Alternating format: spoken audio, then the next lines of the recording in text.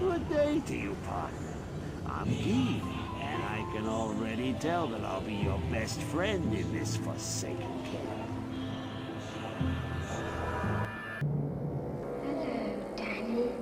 Hey guys, Wheat Solo here, aka the Skeleton King. So, you guys asked for it. You guys got it. I'm sure it was just random trolls and not my adoring fans, because my adoring fans would know that I am not afraid to make a pacifist druid video where I open up all the chests and pick up most of the goods. Um, I actually do need gems now on NL because that helm I rolled, and I'll show it again at the end of the video, I probably spent like, I don't know, 400 gems at least to roll it. And I was thinking as I was rolling, I'm going to be really pissed off if I don't get anything. But I rolled that near the end, and I'm like, worth. And I still think it's worth. Man, that's kind of this game. You know, I could spend all day rolling for that and never get it. And then if you just, you know, it doesn't matter how much you spend as long as you got what you were looking for, it doesn't feel so bad. Feels good, man. So anyways, what's the point of this video? I kind of mentioned it. I'm going to pick up almost everything and ID and also do chest. And that is because, for one, chests are very good. If you've haven't seen the videos I made on chest, you might want to check them out if you don't know anything about them. But just basically know this. Every single interactable in this game, whether it be a rogue, chest, locked chest, casket, etc., are actually worth your time to click on, especially as your clear speeds are lower. I think depending on your build, it's still worth to do it later on in the game. But that's kind of depends. But like, let's say you're a sorceress with telekinesis. I definitely think interacting with especially locked chest is always going to be worth it. What's the TLDR? Basically, every interactable has like 4 drops to it, and a locked one has 8 drops. 8 drops. And basically, a lot of these ignore the no drop chance. And so it's basically like killing 4 mobs at once or 8 mobs at once. That seems pretty good to me. And yeah, it's got like the same loot table as a white mob in the map. So, incredible. So there's like a reason to do this, and this was, I made this build originally. I'm not sure why, but the build design is basically I'm going to max Spirit of Barbs. I'm going to put some points into Poison Creeper, and then I'm going to get Hunger and Bear. I kind of was waffling between Bear and Lycanthropy, and I think Bear is overall better, but I think it probably depends on gear, etc. Because again, Lycanthropy's max life. On this version of the build, I am borrowing one of Woog's very good Crown of Ages with 3 jaws in it. And I'll get to gear specifics in a second. But basically, with all those jaw runes, I definitely don't need max life anymore. And that's kind of what I felt like when I was designing this, that more defense would be overall better. And if you remember from the beginning, I have almost 30,000 defense. And so basically mobs have like a 10% chance to hit, if that. If you're wondering how the map does in T3s, it can definitely run them. I think the bigger problem with T3s is I need more life after each kill, which actually shouldn't be a problem for this build, because I have spare sockets. Like, I don't need the jaw runes in the helm. If I could just get some nice life after each kill jewels, with life on it, or even ATD or open wounds, those would all be amazing things.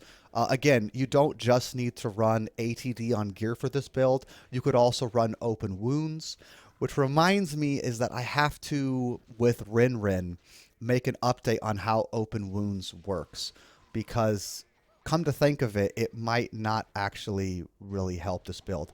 One of the cool things about the ATD I reach at, which is over 15,000, is I actually kill every single mob in one hit on this map, white mob, except for the Claw Vipers, I believe. And Claw Vipers actually have very low health, but they have very high PDR. And so that comes to our first gear discussion, is what to do with your weapon, because there's no good ATD weapon. Well, there is an Innocence version of this build, and I'll be doing that next. And in that case, you could run things like Stormlash, etc. But on this one, there's not really much to do. One of the best ATD weapons in the game is Guardian Naga. You don't need to look it up. It's pretty terrible. It does have a Poison Nova chance thing to strike. And so that's kind of cute as like a leveling Necromancer. But it has no real bearing on this build. And yeah, no bearing even that far into hell. It would just be cute to find on certain Necromancer builds while in Nightmare, because that actually would be kind of fun. So it's Stonecrusher. Now, the Stonecrusher I have was when Stonecrusher was only rolling 5%. And I guess because of my loot filter, Stonecrusher has been buffed to be able to roll 10% again. That would be really nice. And I don't really think there's an alternative because I'm pacifist. If you are attacking, you could always put on Crushing Blow, Static Field, etc., or a chance to cast Amp. Now, I think attacking with this build would just slow it down, but if you really wanted to do T3s, you would probably need a source of Amp. Again, it's not that much worse against T3s, but it kills way less in one hit, and that just slows it down pretty badly. But again, like if you're waiting for an amp proc, I don't know if that's really the solution. So I think Stonecrusher is pretty much always going to be your best bet. I have a pretty nice 4-socket one, barring the fact that I don't have the 10 PDR roll, which would be nice. And so that's where we come to jewels and life after each kill. It should be really simple for me to get life after each kill and open wounds, attacker takes damage, life, etc. And I just have never been able to find good jewels for this build. I remember when I was still playing this on ladder, there were some like kind of good ATD jewels, whether it was ATD and open wounds or with some life after each kill. And people were like expecting me to pay a lot for them. And I doubt they ever sold it. So go fuck yourself, because I'm still pissed off about that. There was also a guy with an actually really high ATD core steel carapace where the base roll was high. It cored ATD on character level. And he wanted 6 high runes for it. And I gave him 3. I gave him a very good deal for it, and he basically tried to, what's the word for it? He knew I was building the character, and he thought by buying it and P-boxing it, he could charge a shit ton for it. Well, guess what? Sockets don't even do anything for me because I never found a good jewel. But jewels are pretty good, so keep that in mind. So for the gloves, again, kind of a weird situation. Hellmouth are your best ATD corruption jewel, but I went with Drainers because they have PDR. But on this build, I did actually switch to Drax because I just really needed life after each kill. But I do think if you got just 10 to 15 life after each kill from other places, you could just run Drainers, and more PDR is probably your best bet because Hellmouth is like 300 ATD. Rings, carry-ons are really not that good except for the ATD. You could argue you don't need that much more, but there's not really much else you could do. I do think faster run walk would be really nice, but yeah, you can't really get that on a ring. Amulet Metal Grid is by far the best in my opinion. There is one competitor which is similar and has a chance to cast Amp. So I think on an Innocence version of the build, you definitely go with that. For the Helm's kind of in a weird place. You have the Spirit Keeper, which is good. You have Crown of Ages, Ferocity for the Innocence version.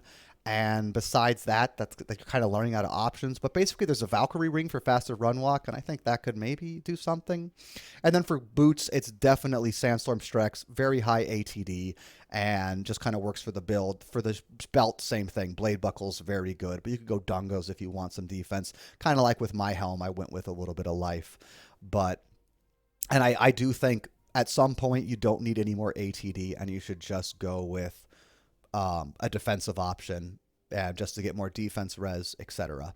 And I don't swap charms or anything. There's my skill breakdown. I have 3 points remaining, so I could put them into Lycanthropy, get Oak Sage, go back to Spirit Keeper.